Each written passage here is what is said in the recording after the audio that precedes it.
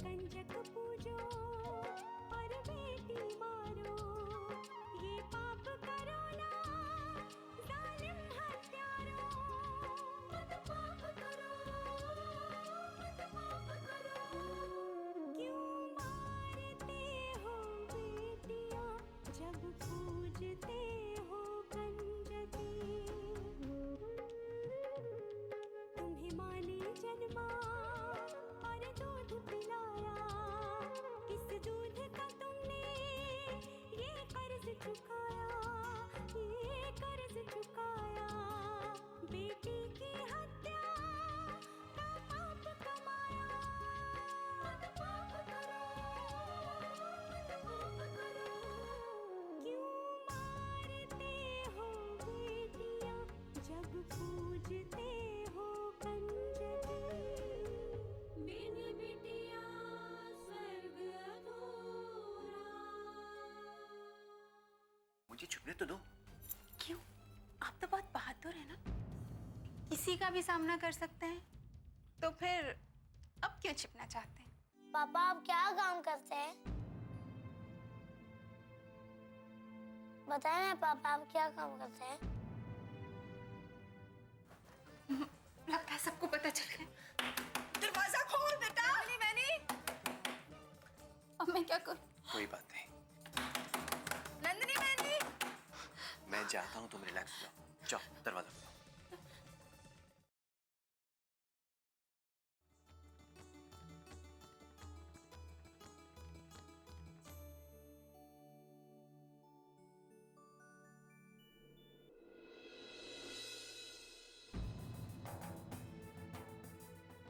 नंदिनी बहनी, ये घड़ी किसकी है?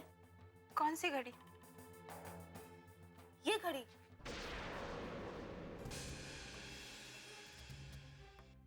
ये आपकी तो लगती नहीं है,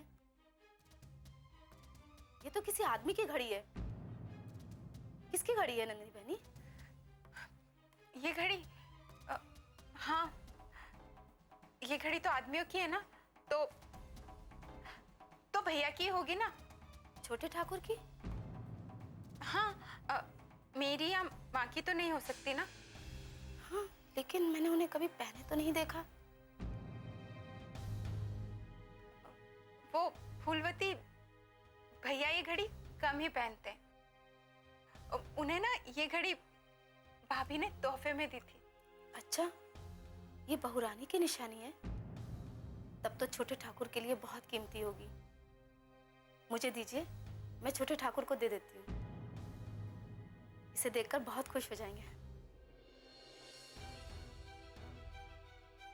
हे भगवान, अब मैं क्या करूं? फूलवती, मुझे भूख लगी है, तुम नाश्ता लेकर के आओ। ठीक है, मैं ये घड़ी छोटे ठाकुर को देकर आती हूँ, फिर आपके लिए नाश्ता भिजवा देती हूँ। नहीं, इसकी जरूरत नहीं, ये घड़ी मैं दे दूंगी भैया को। तुम जाओ, नाश्ता लेकर के आओ, मुझे भूख लगी है। ठीक है, आप ही दे दीजिएगा।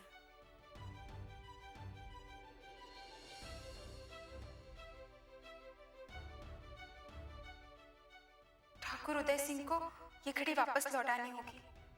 अभी तो फूलवती की नजर इस पर पड़ गई, लेकिन किसी और की नजर में आ गई तो मुसीबत हो जाएगी।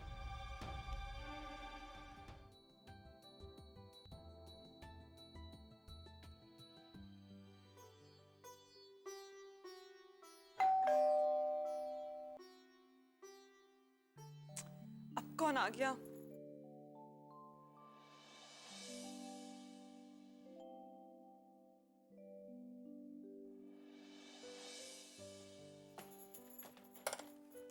नमस्ते जी। तुम यहाँ क्या कर रही हो? मुझे अश्विन जी से मिलना था। मुझे ये बात समझ में नहीं आती, तुम लोगों की प्रॉब्लम क्या है? गए थे ना तुम्हारे साथ कल वो, फिर आज क्यों चली आई परेशान करने के लिए?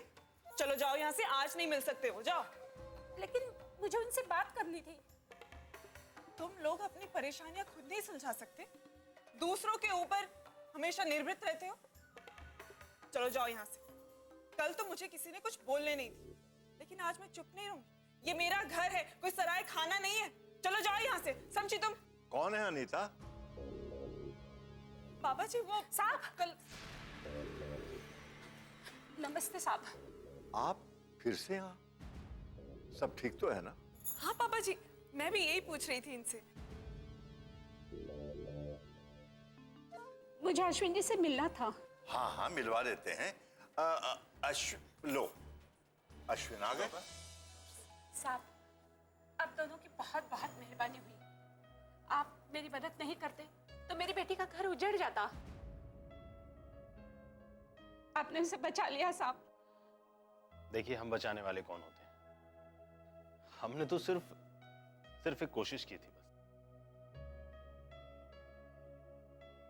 आपकी कोशिश की वजह से ही मेरी बेटी का घर फिर से बस गया साहब। पुलिस वालों ने हमारी बात भी सुन ली। मेरे जमाई और समधियों को अच्छे से समझाया और उन्होंने मेरी बेटी और अपनी पोतियों को फिर से घर पे रख लिया। क्या? सच में? ये तो बहुत ही खुशी की बात है। तुम दोनों की कोशिशें रंग लाई बेटा। इस बेचारी की बिटिया का घर टूटने से बच गया। लेकिन अंकल जी, इनकी हिम्मत की भी दाद देनी पड़ेगी। इन्होंने अपनी बेटी के ऊपर हो रहे अत्याचार को चुपचाप अपनी किस्मत ना मानकर उसके खिलाफ आवाज उठाई और इसलिए इन्हें न्याय मिला। सच कहा लक्ष्मी। मैं तो कहता हूं कि इनके जैसी बाकी औरतों को इनसे सीख लेनी चाहिए कि उनके खिलाफ उन्हें आवाज उठानी चाहिए, जो ना इंसान की कदर करते हैं ना इंसानियत की। आप मेरे लिए भगवान बनकर आए साहब। आपने मेरी बेटी का घर फिर से बसा दिया और उसके बच्चों को लावारिस होने से बचा लिया साहब। अरे अरे अरे, प्लीज प्लीज, देखिए, अरे नहीं, सुनिए ना, आप ये क्या कर रहे हैं? देखिए, हम लोगों ने वही किया जो एक इंसान का फर्ज होता है। हमें इंसानी रहने दीजिए, भगवान मत बनाइए। देखिए, आप रोइए मत, चुप हो जाइए। अब सब ठीक हो गया है ना? आप खुशी खुशी घर जाइए।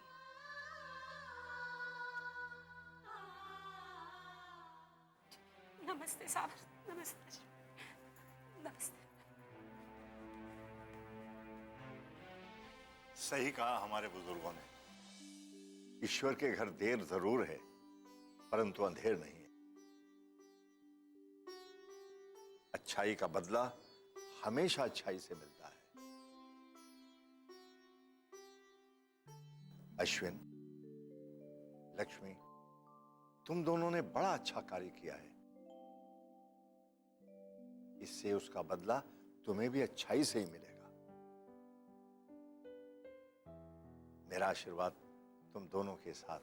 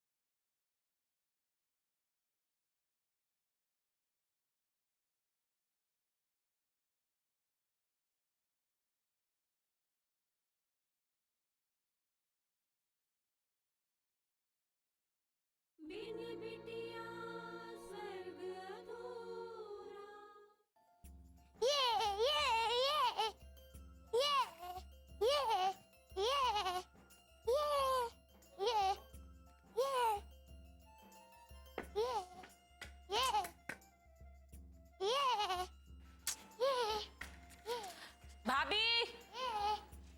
भाभी! भाभी इसे चुप कराओ। कितना चिल्ला रहा है ये, मुझे पढ़ाई नहीं करने दे रहा। चिराग, क्यों शोर मचा रहे हो बेटा? चलो यहाँ आराम से बैठो। ठीक है।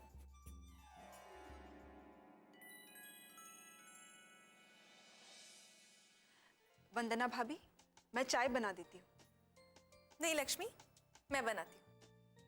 वंदना भाभी, मैं बना देती हूँ। वंदना, अरे धीरज आया क्या? नहीं पापा जी, अभी तो नहीं आए। कुछ काम था क्या? बनारस के टिकट्स बुक करवाने गया था। सारे टिकट्स हो गए पापा। अरे सब टिकट्स कंफर्म हो गए? जी, सब कंफर्म। चलो अच्छा हुआ। मुझे तो भाई इसी बात की चिंता हो रही थी, अगर टिकट्स कंफर्म नहीं हुए तो बच्चों के साथ सफर में परेशानी हो जाएगी। चलो। करा लाए टिकट? हाँ। कितने रुपए लगे?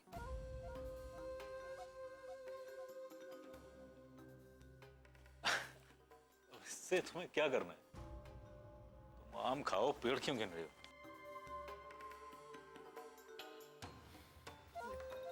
अब बगीचा मेरा है तो पेड़ भी तो मैं ही गिनूंगी ना। क्या? नहीं, कुछ कहा ना तुमने? नहीं नहीं, अब मैं तो ये कह रही थी कि अब आपकी पत्नी हो तो इतना जानने का अधिकार तो है ना मुझे। अरे तुमको तो सब कुछ जानने का अधिकार है भाई, लेकिन फिलहाल तुम जाने की तैयारियां करो, बाकी सब मुझ पे छोड़ दो।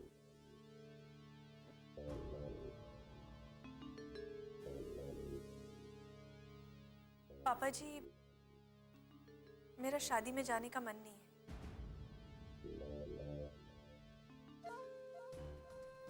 मैं यही रहूं। पापा जी मैं भी। और पापा, मेरा भी मन नहीं है। तुम सबका दिमाग खराब हो गया है क्या? टिकट कंफर्म होके आ चुके हैं और अब एक ही सुर अलाप रहे हैं सब लोग कि हमें नहीं जाना, हमें नहीं जाना। क्या है ये सब? पापा, 3 तारीख से मेरे एग्जाम्स हैं। मैं पढ़ाई कब करूंगी? 3 तारीख से एग्जाम है ना, तो अपनी पढ़ाई अभी से इसी वक्त से शुरू कर दो, कोई प्रॉब्लम नहीं होगी। देखो भाई, शादी में जाना बहुत जरूरी है। पिछली बार छुटकी की सगाई में भी नहीं गए थे, तो मालूम है ना बुआ जी कितना नाराज हो गई थी। लेकिन पापा, मैं कुछ नहीं जानता, हम सबको शादी में जाना है। अरे वाह, हम लोग शादी में जा रहे हैं और वहाँ खूब मिठाई खाएंगे ना, है ना पापा? अरे मेरे चटोरे मिठाई के भगत, मिठाई खाने जाएगा? हाँ?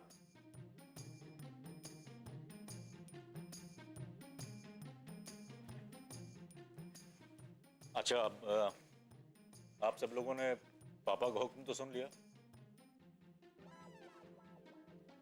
तो अब जल्दी से पैकिंग शुरू कर दीजिए।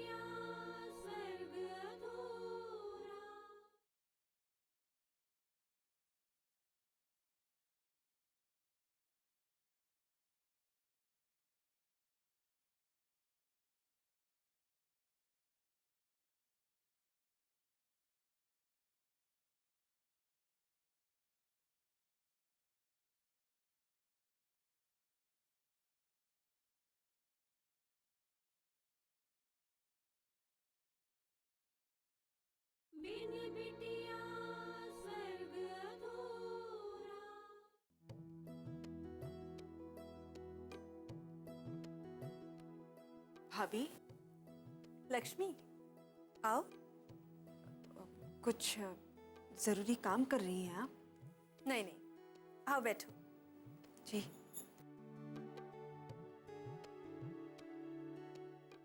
बोलो, क्या बात है? भाभी, बाहर जब शादी में जाने की बात हो रही थी तब आप बहुत उदास थी। क्यों? सच पूछो तो मेरा शादी में जाने का बिल्कुल मन ही नहीं है। भाभी, अंकल जी को देखिए, कितने खुश हैं। प्रदीप भैया, अश्विन जी, धीरज भैया सभी जाना चाहते हैं, फिर आप क्यों नहीं जाना चाहती? किसी भी शादी में जाना आसान नहीं होता है लक्ष्मी, बहुत खर्चे होते हैं और तुम तो हमारी स्थिति जानती हो। अब ऐसी हालत में शादी में कैसे जाएंगे? आप ये सब क्यों सोच रही है भाभी? अब अंकल जी ने कुछ सोच समझकर ही सबके साथ जाने की योजना बनाई होगी ना? हम उन पर कब तक डिपेंड करेंगे? हमारी भी तो कुछ जिम्मेदारियां हैं ना। पहले भी वही करते थे, अब भी वही कर रहे हैं, और अगर वो नहीं करते तो धीरज भैया करते हैं। भाभी, ये कोई दूसरे नहीं है, आपके अपने हैं और अपने फर्ज निभाते हैं, कोई ऐसा नहीं करते। सब अपने फर्ज निभा रहे हैं और हम क्या कर रहे हैं?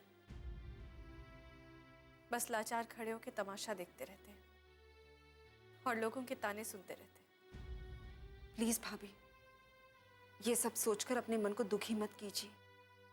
जरा सोचिए भाभी, आपको यहाँ के तनाव, यहाँ की परेशानियों से दूर जाने का मौका मिल रहा है। वहां शादी में सब मिलेंगे, सब खुश होंगे। आप भी खुश होंगी भाभी, आपका मन हल्का हो जाएगा।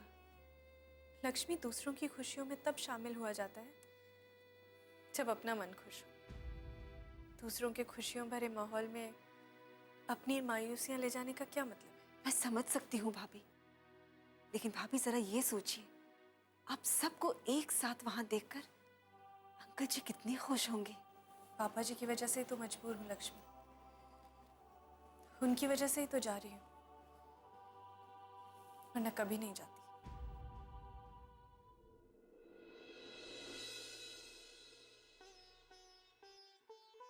फूलवती, तू अभी तक साफ सफाई कर रही है? अरे नंदिनी की तबीयत ठीक नहीं है, उसके लिए जूस बना दे मौसमी का जल्दी से। जी ठाकुराइन। हाँ, और खत्म कर इसे। नंदिनी, हाँ माँ। तू कहाँ जा रही है? माँ, वो ग्राम पंचायत के कार्यालय जा रही हूँ। ग्राम पंचायत के कार्यालय?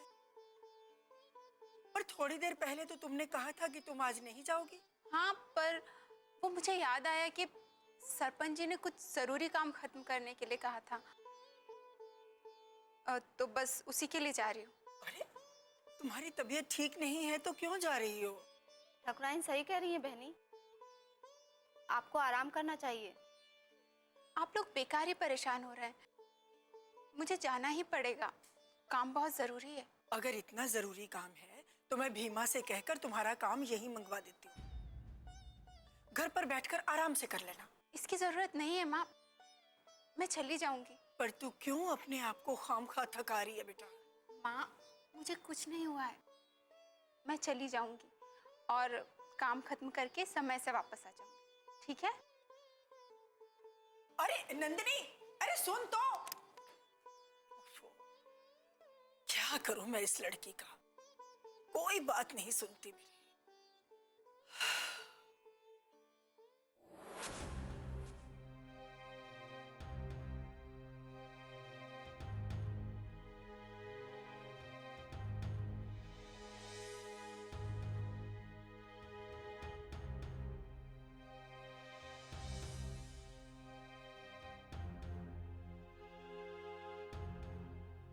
उदय, आप कहाँ हैं? जल्दी आइए, मेरा आपसे मिलना बहुत जरूरी है।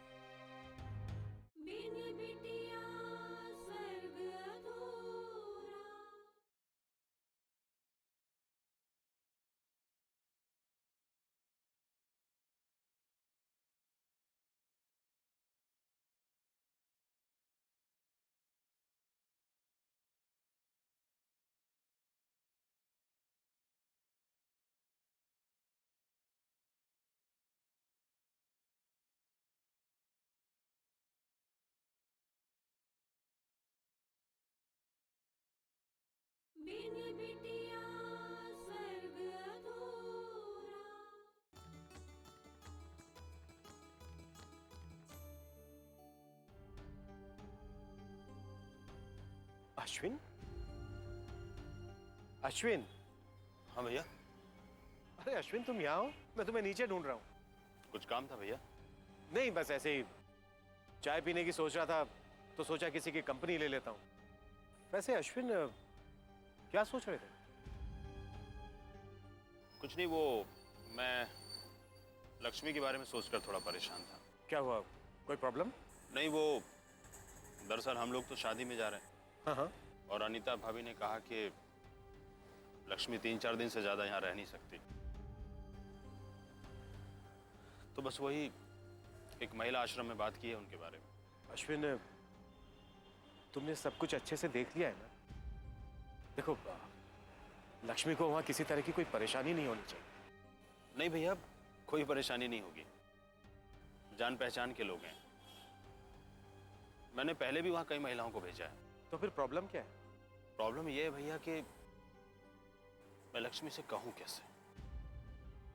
मतलब लक्ष्मी ने इतना किया हमारे परिवार के लिए, बिल्कुल परिवार के सदस्य की तरह पापा की देखभाल की, और मैं उससे कह दूं कि महिला आश्रम चली जाए? समझ में नहीं आ रहा भैया। मतलब मुझसे नहीं होगा। लेकिन अश्विन, लक्ष्मी को तो एक दिन जाना ही था। हाँ भैया, उसका जाना तय था, मगर जिसने इतना कुछ किया हो हमारे लिए, इस तरह हमारे पापा का ख्याल रखा हो, हम ऐसे वक्त में अपने घर में एक कोना नहीं दे सकते उसको रहने के लिए? अश्विन जी,